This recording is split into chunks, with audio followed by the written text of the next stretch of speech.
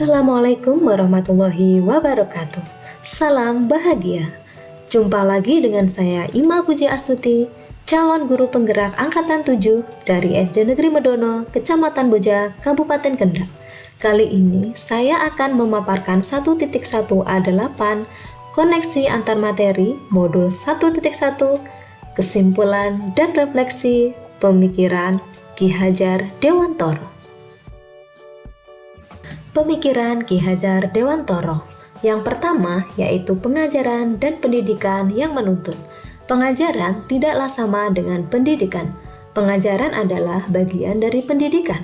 Pengajaran adalah proses pendidikan dalam memberi ilmu untuk kecakapan hidup anak secara lahir dan batin. Sedangkan pendidikan adalah menuntun segala kodrat yang ada pada anak sehingga mereka dapat mencapai titik kebahagiaan dan keselamatan setinggi-tingginya. Yang kedua yaitu kodrat anak. Artinya, pendidikan harus berupaya memenuhi kodrat kebutuhan anak. Dalam hal ini, pendidikan harus berorientasi pada kebutuhan anak sesuai dengan kodrat alam dan kodrat zaman.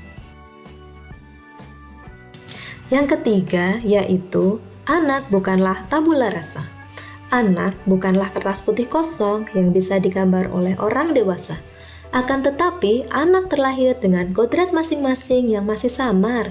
Tugas kita sebagai pendidik adalah menebalkan kodrat yang masih samar-samar tersebut dengan cara membimbing mereka agar muncul sifat baik dan mengaburkan sifat jeleknya. Pendidikan yang berpihak pada murid merupakan pendidikan yang menitik beratkan peserta didik sebagai prioritas utama yang harus dilayani. Setiap anak memiliki kemerdekaan untuk belajar sesuai dengan keinginan dan kemampuan alamiah yang terbentuk dalam diri anak. Dalam pelaksanaannya, proses pendidikan harus berpusat pada anak dengan memberikan kemerdekaan kepada siswa untuk tumbuh dan berkembang. Selanjutnya yaitu pendidikan budi pekerti. Menurut Ki Hajar Dewantoro, budi pekerti adalah perpaduan antara gerak pikiran, perasaan, dan kehendak atau kemauan sehingga menimbulkan tenaga.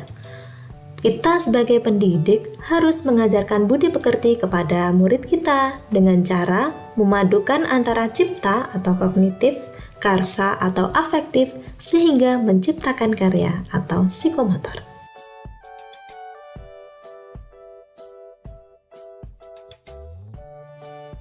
Tukang kebun kehidupan. Analogi guru sebagai seorang petani dan siswanya sebagai bibit padi. Seorang petani hanya dapat menuntun tumbuhnya padi. Ia tidak dapat mengubah bibit padi untuk tumbuh menjadi jagung. Seperti halnya anak, kita tidak bisa mengubah kodrat anak karena mereka telah dilahirkan dengan kodrat dan membawa keunikan masing-masing.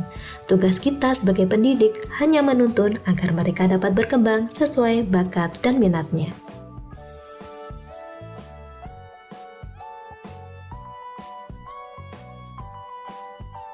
Sebelum mempelajari modul 1.1, saya beranggapan bahwa 1.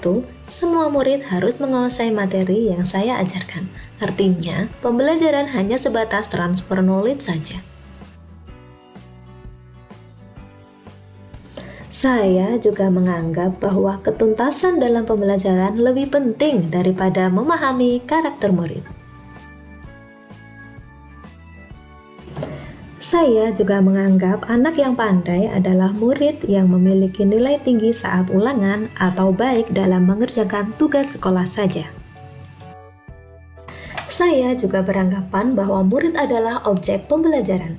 Anggapan saya, murid harus menguasai semua materi yang saya ajarkan, sehingga suasana di kelas menjadi berpusat pada guru dan murid terlihat pasif. Saya tidak memedulikan pemahaman murid terhadap materi yang saya ajarkan. Yang terpenting bagi saya adalah keseluruhan materi pembelajaran sudah saya ajarkan. Hal tersebut membuat saya kadang merasa gagal jika dalam ulangan nilai murid banyak yang tidak mencapai KKM.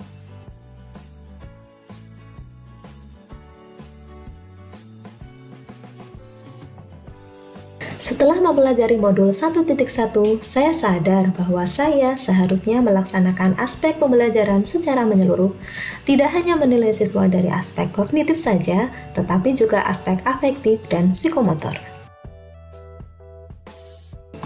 Murid sebagai subjek pembelajaran, artinya murid memiliki kebebasan untuk berekspresi dan berkreasi sesuai bakat dan minatnya. Guru juga harus memahami karakteristik murid. Seperti kita tahu bahwa murid memiliki karakteristik yang berbeda-beda.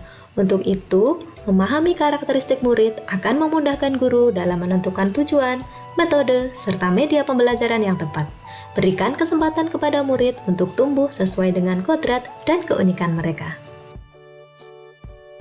Guru juga harus memiliki keikhlasan, ketulusan hati, dan kesabaran dalam memberikan pengajaran dan pendidikan kepada murid.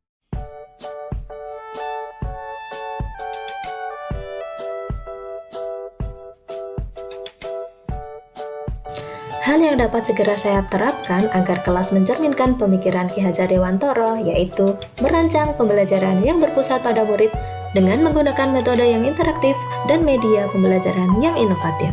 Saya juga akan menerapkan pembelajaran dengan memperhatikan 4 aspek pendidikan karakter yang dicetuskan oleh Ki Hajar Dewantara, yaitu olah hati, olah pikir, olahraga, dan olah rasa. Selanjutnya, saya akan mempelajari dan memahami karakteristik peserta didik dengan menjalin komunikasi yang baik dengan murid, wali murid, dan masyarakat. Terakhir, pembelajaran tidak lagi menuntut, tetapi menuntun. Karena tugas guru bukanlah menuntun siswanya untuk memperoleh nilai yang tinggi, tetapi memberi tuntunan, arahan, bimbingan yang baik bagi murid.